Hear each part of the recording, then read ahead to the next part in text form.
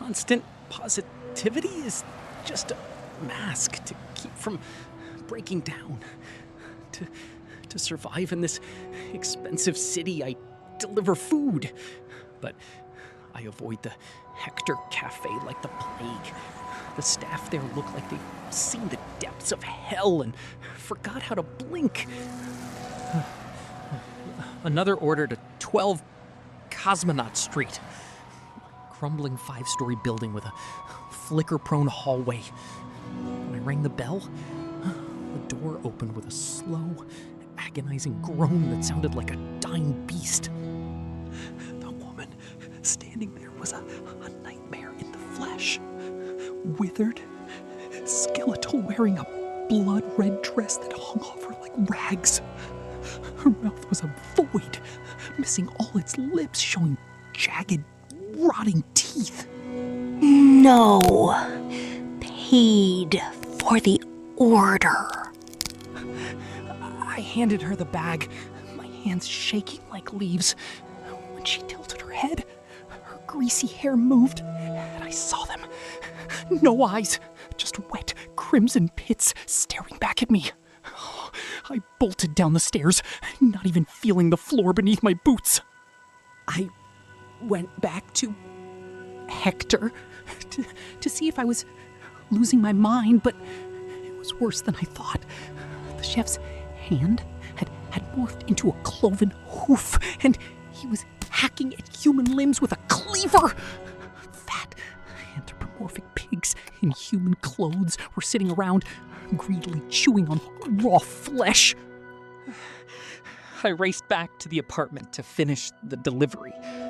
The room was dark. A huge man was snoring in an armchair. He was the spitting image of my abusive father. The memory hit me like a physical blow. I tripped, and the rustle woke him. He turned, and his face was a gigantic, slime-covered pig snout. That roar echoed in my skull like thunder. I practically fell down the stairs, desperate to get away from that sickening, musk-like pig stench. The third time, a little boy opened the door. He gave me the sweetest, most innocent smile. Then his head started turning, a full circle. His neck twisted into a spiral, and his head dropped to my feet with a dull thud. It all clicked. The woman was my dead mother. The pig was my father. The boy was me. They were feeding on my childhood trauma. I threw the door open to face him. My mother lunged at me on all fours. I sprinted. The boy's severed head bit into my calf at the door. I kicked it like a rotten watermelon. Once I hit the street, the nightmares evaporated into the night air. I deleted the app. Never again. Dylan stepped heavily on the concrete stairs. A college dropout, he was now grinding out miles for a food delivery app. Reaching the 5th floor, he pressed the doorbell. A cheap electronic chime echoed inside, but the response was only silence. After a minute, an annoyed Dylan tugged at the handle. The door unexpectedly gave way. A terrible smell of dampness hit his nose. Deep inside, wheels squeaked. Come in, boy. You can put the order on the dresser in the hallway. I'm sorry, sir, but company policy forbids us from entering apartments. You see, son, I'm disabled. Don't refuse an old man. Take a few steps. Put the food down. Dylan felt a chill. The wheelchair squeaked closer. His instincts screamed at him to leave. He quickly placed the bag at the threshold, muttered an apology, and hurried down the stairs, forgetting to get a signature. 2 weeks passed. The app once again assigned him this address as his final delivery. The door was slightly ajar. The old man waited in the corridor, wrapped in a shapeless plaid blanket that concealed his entire body. It's you again, son. Just help me out. The threshold is awkward. I can't reach it. Right. Let me put it on the dresser, like you asked last time. Wait! Take it to the kitchen. Help a sick man. I'll give you a good tip. Swallowing his fear, Dylan entered the kitchen. The floor was covered in a thick, sticky slime. A strange brew was boiling on the stove. Dylan set the bag down and turned around. The empty wheelchair lay by the threshold. The owner was hanging near the ceiling, gripping the concrete. The blanket had fallen, revealing a terrifying truth. Unnaturally long, pale limbs, blind eyes, and a maw full of sharp fangs. The man was a gigantic, anthropomorphic creature. The creature let out a vibrating screech and lunged. Dylan dodged, but the monster's claws grazed his jacket, throwing him into a pile of dirty pots. In its blind rage, the creature stepped into the boiling pot on the stove and shrieked in agony. Dylan jumped up and ran to the front door. It was locked. The creature was already sprinting across the ceiling behind him. Dylan burst into the next room and locked the flimsy door. His eyes fell on the balcony. About 3 feet to the left was the neighbor's balcony. As the door splintered under the creature's claws, Dylan climbed onto the railing and jumped. He landed hard, crashing into a stranger's apartment. A young couple, Mike and Chloe, stared at him in terror. Mike gripped a clothing iron. Thank you. You saved my life. Just open the front door and I'll leave. Mike silently let the courier out into the hallway. Dylan ran down to the street, but realized he left his work bicycle on the 5th floor. With a pounding heart, he sneaked back up. He grabbed the handlebars, but an acrid stench gave away the monster lurking above. Screaming, Dylan hurled the bike at the creature and fled to the attic, where the blind monster got tangled in cables, finally letting the boy escape. A month passed. Dylan wrote the event off as an exhaustion-induced hallucination. On his first day back, his last delivery took him across the city. A sweet old woman, Mrs. Higgins, opened the door and invited him in for tea. Disregarding the rules, he agreed. The kids all moved away. They never got along with my husband. He went missing. He drank terribly, Dylan. He was a beast, not a man. Dylan nodded, chewing a chocolate cookie. Whenever he got drunk, he fought viciously, scratching and tearing, all while howling like a wild animal. Do you know where we used to live? At the Oak Haven Apartments. The cookie stuck in Dylan's throat. Icy terror paralyzed him. He jumped up and rushed to the front door. The lock was bolted shut. He turned around. No one has ever escaped twice, Dylan. This time I scrubbed him real good, so you wouldn't smell him from the doorway. The door to the back bedroom slowly creaked open. From the darkness, letting out a drawn-out wheeze, unnaturally long, pale limbs reached out. The cozy evening was pierced by a terrified scream. I'm a senior in college, out in Detroit. Lectures by day, running food deliveries by night. The money never covers the bills, and the debts are piling up. When I saw the ad for a night courier offering a 6-figure payout, I figured it was a scam or illegal. I didn't care either way. Welcome, son. Where are you headed in a storm like this? About the job.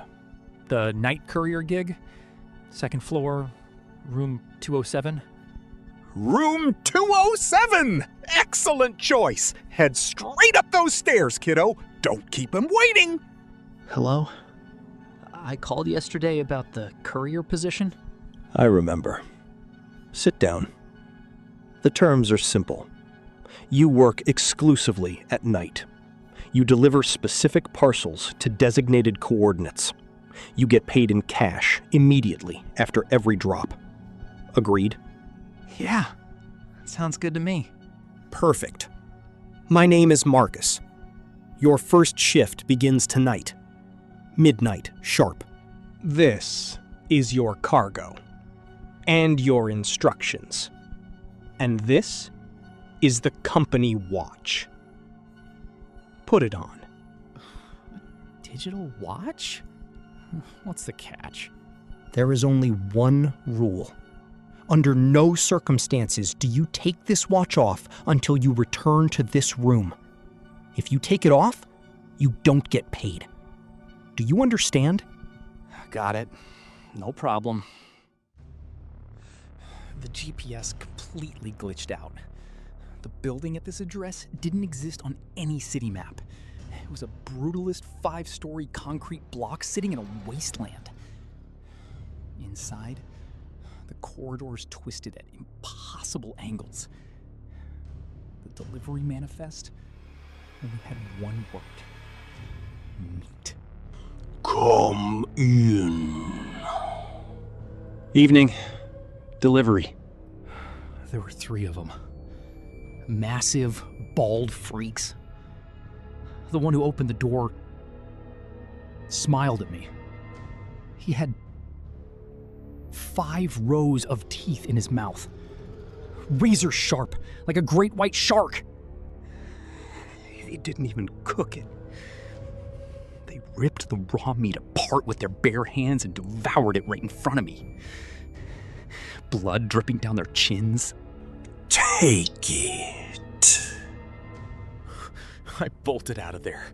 I got lost in those endless, twisted hallways. And then I saw him. Another butcher. A human hand fell out of his sack. He looked at me, gave a wet wheeze, and flashed those shark teeth. I ran for the stairs and didn't look back. The next night felt normal. A standard apartment complex right near downtown. The cargo was a canister of kerosene. My 17th floor? What the hell? This building only has 9 floors. I stepped into the hall. The footsteps behind the door sounded wrong, stuttering, like someone moving in stop-motion frames. Delivery. She was pretty, except for her eyes. They were glowing, solid yellow, no pupils. She moved like a broken animatronic. A sharp tilt of the head, a jerky thrust of her hand into her jeans pocket. She thrust the cash at me. When she grabbed the canister, I saw her hand. She had 8 fingers. Long, spindly, like spider legs. I snatched the money and backed slowly into the elevator, keeping my eyes locked on her. Wear this silver chain tonight. The locals won't touch you. And remember the watch. I've updated the cipher.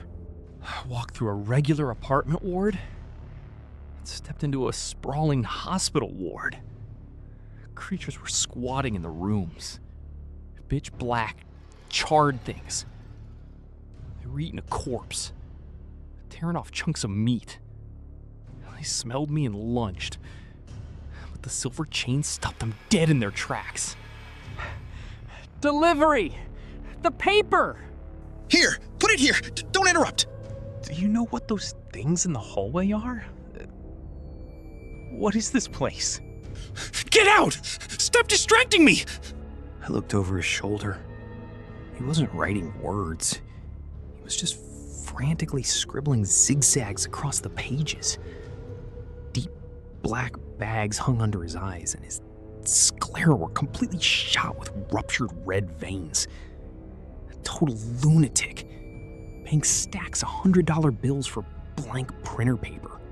Vinny, a local loan shark, gave me 1 week to pay him back or he'd break my legs. He screwed me on the interest. It was time to clear the debt. So, college boy, where's my money? Or do we start snapping bones right here? It's up in my apartment. Come on in. I just moved. What the hell? Is this a hospital? Hey kid, where you going? I just stepped back. The silver chain burnt hot against my chest. The creatures ripped Vinny and his muscle to shreds in seconds. They didn't even have time to unholster their guns. I fed the locals, and I walked away clean. I came back to clock out. Hank the guard was lying in the lobby with a bullet in his head. He wasn't smiling anymore. I found Marcus in his office. He'd been tortured, flayed open. They were looking for the ciphers to the watch. The same watch I conveniently forgot to hand in yesterday. It was still strapped to my wrist. They didn't find what they were looking for. I took the cipher ledger from Marcus's hidden safe. I know how the codes work now. In some dimensions, they pay in solid gold for a gallon of kerosene.